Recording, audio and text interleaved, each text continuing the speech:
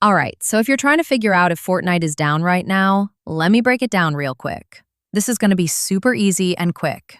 Okay, first thing you're going to want to do is check the official server status. You can go ahead and open your browser right here. Type in Fortnite server status and look for Epic Games status page. This is the most accurate one. Once you're over here, you would see if everything is operational or if there's a major outage.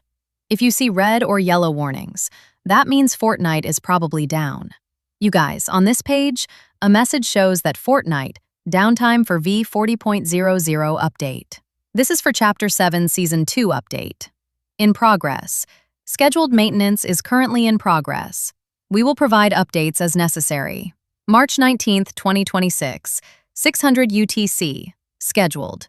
We will be undergoing scheduled maintenance during this time. Matchmaking will be disabled 30 minutes prior. March 19, 2026, 6 to 11 UTC. So Fortnite will down. Now, second method, you're going to want to check DownDetector. This one's super helpful. Just search Fortnite DownDetector, and over here you'll see a live graph. If there's a big spike, that means a lot of users are reporting issues right now. Also, scroll a bit and check comments. People are usually saying what's happening, like login issues, matchmaking problems, or servers down. Next thing, you gotta check social media.